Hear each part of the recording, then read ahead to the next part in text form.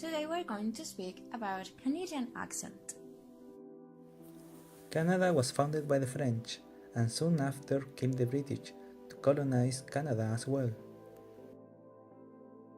After some time, the British and the French had a war called the 7 Years' War, which the French lost. The British forced the French to give up all their colonies and territories in Canada, but allowed the French people in the colonies to stay.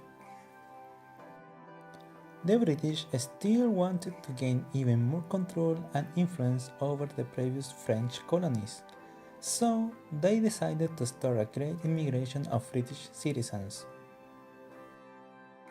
These immigrants came from all over the British Empire, and it's what gave Canada its multicultural background and openness to receive people from everywhere. Social stereotypes. First, Canadians are really well known for being polite people. Second, they are also very apologetic. This means that they are constantly apologizing for failures or offenses. Third, people always recognize them and sometimes make fun of for saying about instead of about. This social stereotype became more popular with the American series South Park. Terrence and Philip will not be released. They are going to be put on trial for corrupting America's youth. We don't know what all the fuss is about. The fuss is about taking our citizens. It's about not censoring our art. It's about... What's so goddamn funny? Nothing. Could you tell us again what your argument is all about?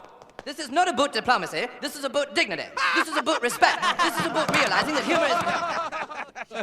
You guys are dicks. Release Terrence and Philip, or we'll give you something to cry about. The Canadians also tend to say "a" at the end of some sentences in particular contexts.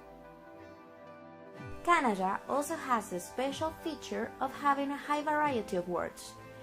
Some examples are caribou, moose, toboggan, Eskimo that has changed into Inuit, and two words that share with United States that are raccoon and skunk. Normally, in the United States, the adjectives comes before a noun, as in White House, Blue Lake, and Long Beach. However, the grammatical structure in Canada has loaned from the French the concept of noun modifier order, which means that they use a noun to modify another noun, as in Lake Superior, Lake Ontario, Parks Canada, Air Canada. Regarding the Canadian lexis, there is a particular word used, "a". This is a confirmation word used in storytelling. For example, then I walk into the house, and it's just filled with people, This is a variant from the American word right. Then I walk into the house, right? And it's just filled with people, right? They have the same meaning, and even though there is a question, the listener is not obligated to answer.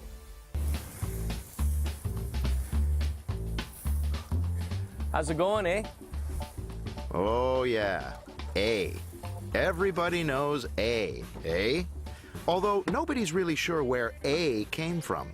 Only that for Canadians, it's a Swiss Army knife of a word, with a million handy uses.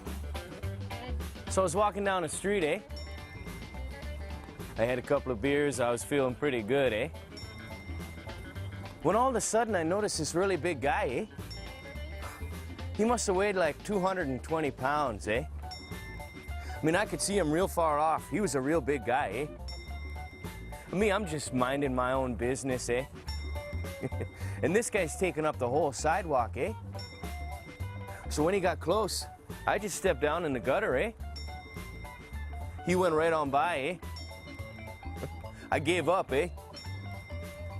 What have you done,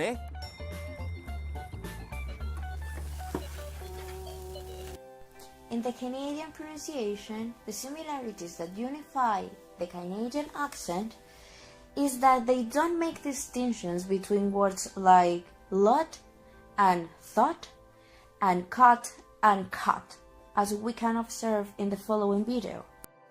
Cut, cut. Cut, cut. caught, caught. Canadian racing is a special feature of Canadian accent, in which the onsets of the diphthongs ow and I raise to mid vowels when they are followed by voiceless obstruents, as the plosives p, t, k, and the fricatives s, f. Some examples that are voiced are loud, gouge, house, eyes, thrive, live, and ride. And examples that are voiceless are loud, couch, house, eyes, tribe, life, right. So, do you remember the social stereotype that is an American misconception of about and about?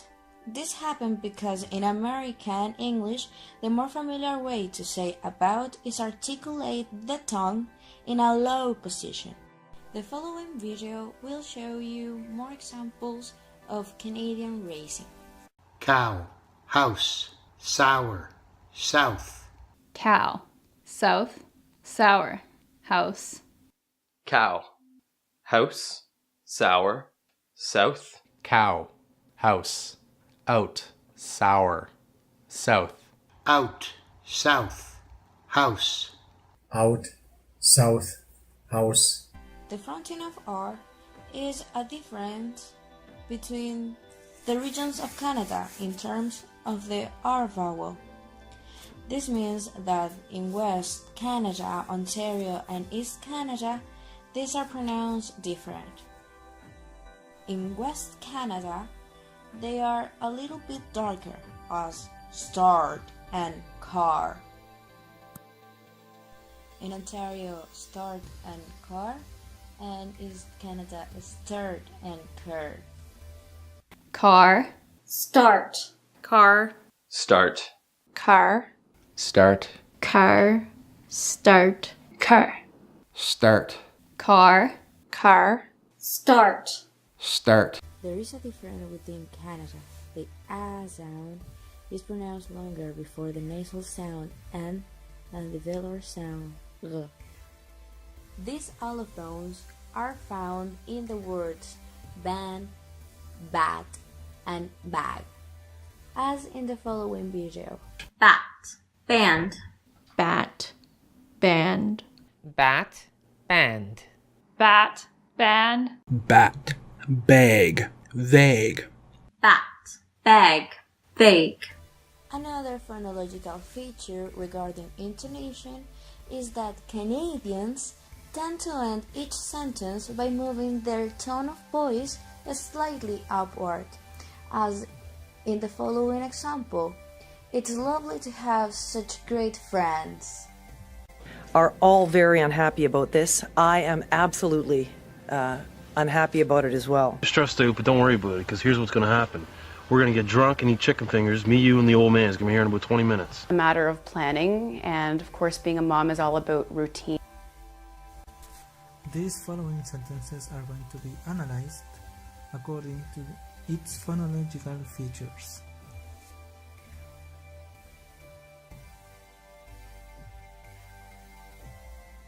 As we could observe in the sentences, we can say that all of them had Canadian racing because of the diphthongs in the word about. The second feature that we could find in each example is the racing intonation at the end of the sentence. Using rising intonation at the end of a sentence can define the sentence as a question, or previously seen in this video as a confirmation. To sum up, today we learned that there are different accents in different regions of Canada. The most important is the diphthong ow and I when it comes before a voiceless obstruent, as in house and ice. Along the video we could learn some features about Canada as well, as they use the word a as a tag question. Thanks for watching.